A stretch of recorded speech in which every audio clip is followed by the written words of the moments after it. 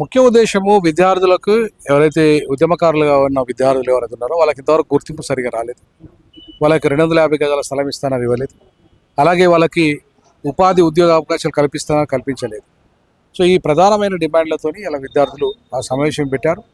మేమంతా కూడా విద్యార్థులు కావచ్చు, ఉపాధ్యాయులు కావచ్చు, ఎవరైతే మాలాంటి వాళ్ళ ఉద్యమంలో ఉన్న వాళ్ళకు కూడా అవకాశాలు ఆ ప్రభుత్వం ఇవ్వలేదు, ఈ ప్రభుత్వం కూడా ఇవ్వలేదు. కాబట్టి అక్కడ విద్యార్థులు కానీ మాలాంటి ఉపాధ్యాయులకు కానీ అవకాశాలు ఇవ్వాలని చెప్పేసి ఇవాళ విద్యార్థులు కొట్లాడుతున్నారు. ఖచ్చితంగా మేము కోదండరామ్ లాంటి వాళ్ళు ఎమ్మెల్సీ చేయడం కాకుండా ఆయనకు విద్యాశాఖ మంత్రి కూడా ఇవ్వమని చెప్పి అడుగుతున్నాం. ఎందుకంటే ఉద్యమంలో సీరియస్గా ఉన్నాడు కాబట్టి. అట్లాంటి ఆయన ఒక్కడే కాకుండా ఉద్యమంలో సీరియస్గా ఉన్న నాలాంటి వాళ్ళు కానీ మిగతా వాళ్ళు కానీ ఎందుకు అవకాశాలు కల్పించడం లేదు? ఈ ప్రభుత్వం ఎందుకు గుర్తించడం లేదు? విద్యార్థులను ఎందుకు గుర్తించడం లేదు? మేము ఓట్ల ఈ కాంగ్రెస్ ప్రభుత్వం రావడానికి విద్యార్థి లోకమే కారణం కదా. మేము విద్యార్థులను మాలాంటి వాళ్ళే కదా సీరియస్గా సపోర్ట్ చేసినాము. ఇలా దొరపెత్తనానికి వ్యతిరేకంగా కొట్లాడినాము. మరి అట్లాంటప్పుడు అక్కడ న్యాయం జరగాలి కదా, ఇక్కడ న్యాయం జరగకపోతే వీళ్ళ మీద కేసులు ఎత్తేయకపోతే ఏంటి మరి వాళ్ళ ప్రయోజనం? అంటే దాదాపు 1200 మందికి పైగా ఆత్మ బలిదానాలు చేసుకుంటే ఏర్పడ్డ తెలంగాణ, నిధులు నియామకాల పేరుతో ఏర్పడ్డ తెలంగాణ ఏమైనట్టు? మరి 10 ఏళ్ళు అప్పుడేమైనట్టు, ఇప్పుడు ఏడాదిన్నరలో ఏమైనట్టు ఏం చెప్తారు? అదే అంటున్నా. ఇప్పుడు ఏపూరు సమనొక పాడమే ఏమైపోయింది తెలంగాణ, ఎవరి పాలైందిరా తెలంగాణ, ఎవడేళ్ళతో ఈ తెలంగాణ అని చెప్పి, సరే ఆయన రాజకీయ పార్టీలలో పోవచ్చు కాక, బట్ పాట యొక్క ఎసెన్స్ అయితే ఏంది? ఖచ్చితంగా ఇప్పుడు తెలంగాణ 93% ఉన్న బడుగు బలైన వర్గాలకు అవకాశం రావాలి, అధికారం రావాలనే కదా కొట్లాడింది. మరి ఎవరికి పోయింది? వేలమాల నుండి రెడ్లకు వచ్చింది. మరి ప్రజాస్వామ్యక తెలంగాణ వచ్చినట్టేనా? నేను ప్రొఫెసర్ హరగోపాల్ గారు అంటే నాకు గౌరవం, ప్రొఫెసర్ కోదండరామ్ గారు అంటే నాకు చాలా గౌరవం. వాళ్ళు ప్రజాస్వామ్యం నెరవేరినట్టు ఎట్లా అంటారు?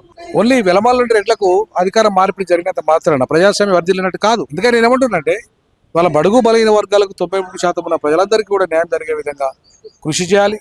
కార్పొరేషన్ పదవుల్లో కావచ్చు, బడ్జెట్లో కావచ్చు. ఒక సన్న బియ్యము ఇస్తానమని చెప్తున్నారు. మేమేంటున్నామంటే 100 రూపాయల కిలో బియ్యమైన కొనే స్థాయికి వాళ్ళ ఎదగాల. అంతేగాని ఉచితంగా సన్న బియ్యం ఇస్తే తినే స్థాయికి పడిపోవద్దు వ్యవస్థ, తెలంగాణ వ్యవస్థ.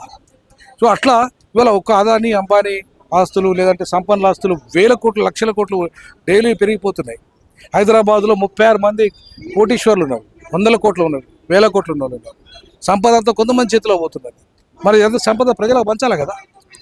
మరి ఆ సంపద ఫలాలు రాకపోతే తెలంగాణ తెచ్చుకునేందుకు, త్యాగాలు చేసేందుకు, ఆత్మ బలిదానాలు చేసుకునేందుకు. అందుకే 93% ఉన్న ప్రజలకు అవకాశాలు రావాలో ఆ అవకాశాలు వచ్చే విధంగా ఉద్యమం చేస్తున్న విద్యార్థులకు మేము సంఘీభంగా ఉంటుంది. ఉద్యమంలో కూడా ఎస్సీ, ఎస్టీ, బీసీ విద్యార్థులే ఎక్కువ చురుగ్గా పాల్గొన్నారు. వాళ్ళపైనే కేసులు అయినాయి. ఇప్పుడు వాళ్ళ జీవితాలు కూడా ఘోరంగా ఉన్నాయి. ఎందుకు ఈ ప్రభుత్వాలు నిర్లక్ష్యం చేస్తున్నాయి? ఇన్ని రోజులు 10 ఏళ్ళు కుటుంబ పాలన పోయి ఇప్పుడు రెడ్ల పాలన వచ్చింది. వీళ్ళ జీవితాలు ఏంది, వీళ్ళ పరిస్థితి ఏంటి? అదే అంటున్నా నేను. ఇప్పుడు వాళ్ళకి చెప్పింది అదే. వాళ్ళని పోయి అడుక్కోవడం ఏంది? మీరెందుకు అధికారంలోకి రాకూడదు, మనం ఎందుకు అధికారంలోకి రాకూడదు?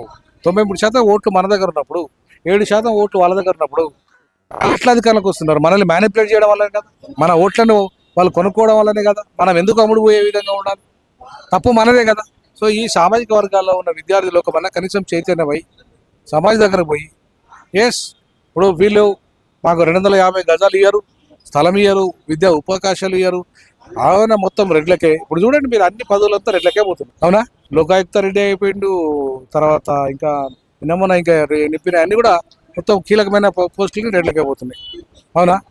మరి బడుగు బలైన వాళ్ళకి ఏం వచ్చినా అట్లీస్ట్ నామినేటెడ్ పోస్టులు అన్నా ఎమ్మెల్యేలు ఇవ్వలేదు మీరు సరిగా, ఎంపీలు ఇవ్వలేదు, మంత్రులు ఇవ్వలేదు, కనీసం నామినేటెడ్ పోస్టులు అని ఇవ్వచ్చు కదా. మీ కంట్రోల్లోనే ఉంటుంది కదా నామినేటెడ్ పోస్టులు.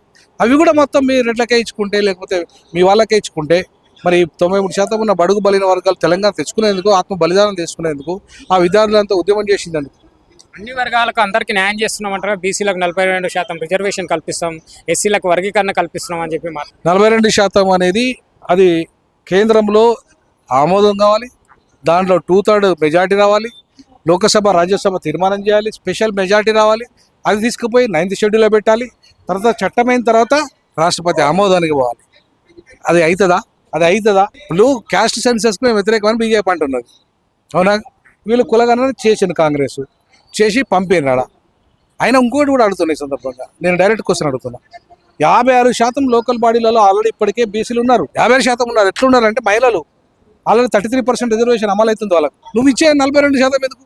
56% ఆల్రెడీ ఇప్పటికే ఉన్నారు వాళ్ళు, జడ్పీటీసీలుగా ఎంపీటీసీలుగా ఉన్నారు. కానీ ఎమ్మెల్యేలు ఎంపీల లేదు రిజర్వేషన్. లోకల్ బాడీలో ఆల్రెడీ మహిళలకు రిజర్వేషన్ ఉంది కాబట్టి ఆ మహిళలు ఇప్పుడు పురుషులు కాబట్టి 56% అవుతారు. నువ్వు 42% ఇచ్చుడేది వాళ్ళకి. ఎస్సీ వర్గీకరణ జీవో కూడా పాస్ అయింది కదా. ఎస్సీ వర్గీకరణ జీవో పాస్ అయింది, కానీ ఆర్డినెన్స్ ఏం తెలియదు. ఇప్పుడు చంద్రబాబు ఆర్డినెన్స్ చేసిండు, ఆయన ఎందుకు తెలియదు? ఆర్డినెన్స్ తెస్తాను తెలియదు. ఆర్డినెన్స్ తెస్తే గ్రూప్ 1లో గ్రూప్ 2 అన్నిట్లలో కూడా ఉద్యోగాలు వచ్చేది కదా, అవునా?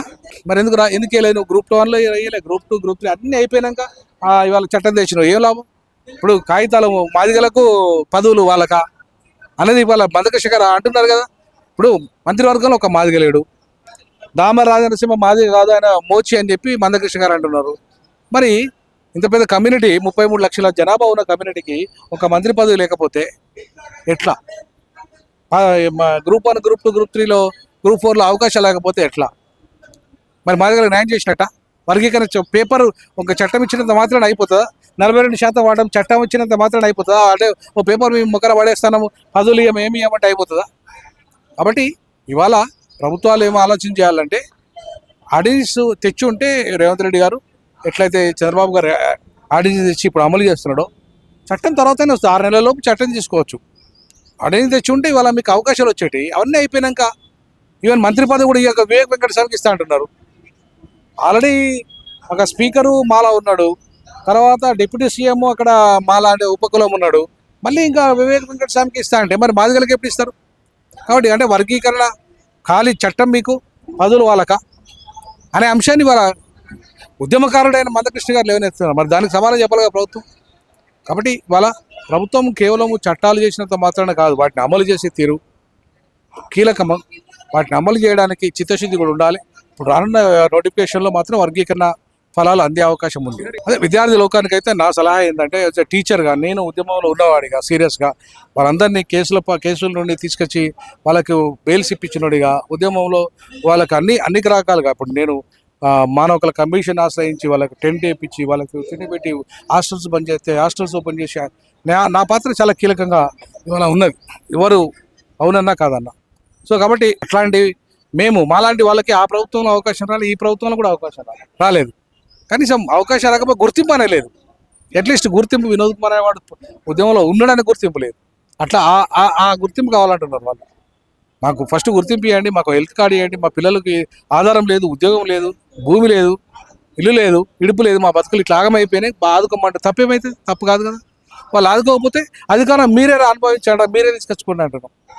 సో కాబట్టి తప్పకుండా ప్రభుత్వం ఆదుకోవాలని చెప్పి సందర్భంగా డిమాండ్ చేస్తాం.